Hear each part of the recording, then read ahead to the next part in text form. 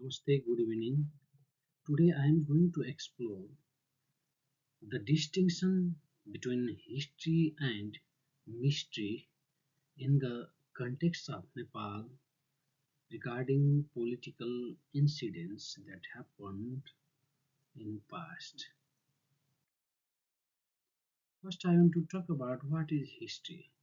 History is the record of incidents that happened in past. Incidents means that really happened in the past. Record means the real picture of incidents. Real picture, real quote unquote real means not the narratives, not the manipulation, but the fact that is captured in the line of history. If history is based on narratives rather than facts, it is not history, rather a romantic story. To listen, it feels proud as well as disgust. Let's take some incidents. Let's discuss about the royal massacre who killed King Birendra's whole family in 2052, just 19. Uh, According to official history, I want to say mystery, Crown Prince Dipendra killed. Do you believe? Still, people are not ready to accept this official history. This incident is mysterious. So, can you say that this political incident is history? No. Perhaps no, because it's a narrative made by power. People's Movement First, 2007 BS. This movement, led by Nepali Congress Party, was for the establishment of democracy. In words, democracy was declared. Nonetheless, it was the continuation of feudal system. Nepali Congress, who feels proud to be democratic, is there democracy inside the party? Does your democratic values and beliefs legitimize rule by rich upon poor? We search democracy outside political parties, whereas internal democracy in party politics was and is captured by power holders, political or financial power holders. It's a kind of logic that claims that the basket is neat and clean, although all the fruits in the basket are rotten. It is simple, it's not a riddle, it's easy to understand. However, Nepalese are pretending to not to know. They know nothing about fruits in the basket and they love baskets because basket is neat and clean. It's time to awake. Let's talk about accident of Madan Bhandari. What happened to Madan Bhandari? Different governments were formed and dissolved. At least for once, they claimed to find out the ground reality of Madan Bhandari's accident. However, they never tried to assess the incident. Even his wife, Vidyadevi Bhandari, became first lady president of Nepal. She did nothing about this incident. Why his cause of accident to death is mysterious. People's Movement 2, 2063. Maoists started civil war in 2052 Phagun 1. It demanded 21-point demands. It was for the equality and justice. In the name of poor and marginal people, it mobilized mass force against monarchy. Where are its demands now? Where are Maoist principles now? Whereas its supreme commander, Prachanda became Prime Minister of Nepal for many occasions.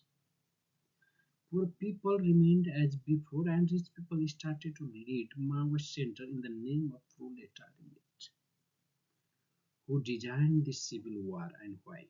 If Prachanda had designed this civil war, he would have done something for those who fought and died to make him leader. The design and initiation of this movement is still mysterious. Now I want to talk about Gen Z movement in Nepal. The first picture says that wake up Nepal. It's to wake the Nepal. And second picture shows that it's the destruction of Nepal. These two juxtapositions, juxtaposed pictures I have put together so that the demand first picture shows the demand or the intention of the movement, and the second picture shows the opposite result of the movement. It's destruction. The property of nations are set in fire. Gen Z movement. Let's talk about Gen Z movement. I remember first I want to add some incidents that happened in the past that I had witnessed when I was in Nepal. I remember the protest that was against MCC Nepal. It was so large in numbers. However, it could do nothing to the government. Parliament passed the MCC anyway. Gen Z movement, Bhadra 23-24. It was independent and peaceful. KP Oli and Ramesh Lekhak ordered to shut down to kill protester students. Who ordered KP Oli and Ramesh Lekhak to kill protesters? This is mysterious. This is mysterious. Numerous houses, corporate houses, government offices were set in fire. Where those Gen Z? Where those Gen Z who who, who demanded the free of corruption and rule of law, they planned to set fire the government offices? I think no. They had no plan. If they had no plan to set fires in government offices, who brought everything, who brought the flammable liquids, maybe petrol and all the things, who brought? This is mysterious.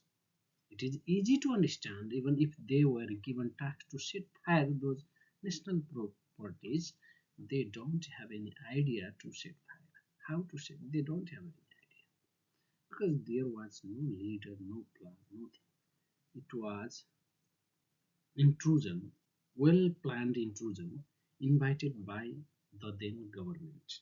I think the then government led by KP Sharma Oli must know who set the fire. He knows about why he ordered to shut almost 76 protesters, shot to kill. He knows, I think. And this incident was not by Gen Z.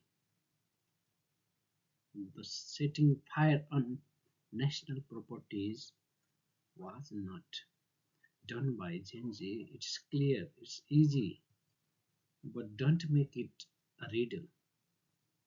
It's not a history. It's a mysterious game.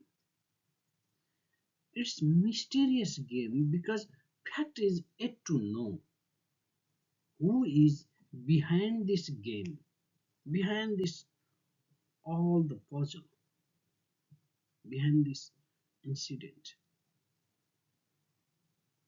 Who knows how, why, who, all those properties interests, set all those properties interests, a heap of this. So this is mysterious. What happened we know, but who, why, how, we don't know. And As far as we don't know who, how, why, how can you say that it's based on fact? What doesn't have capacity to provide sufficient ground to make something a history? We must know who, how, why. It's a mystery. Why we fail to distribute history? This is the question. As a teacher, have you ever asked your student to look at history in a critical way? Have you ever asked your students to evaluate your behavior, teaching style, and overall teacher as a professional? Why are we limiting our students to what we know? Why don't we believe that our students know more than us and can expand the knowledge? We are distributing mystery in the name of history. We are irresponsible to our new generations regarding transparency. We must tell them what happened. Simply we say, I don't know more than this. It is suspicious. We say suspicious. So what is the fact? If we can't tell the history, we don't have right to mislead them by telling them mystery in the name of history. So let them dig out our real history. Thank you. References, sources of all the pictures in these slides is Google. Thank you for watching. I want to request you to like, subscribe, and comment, please. Thank you.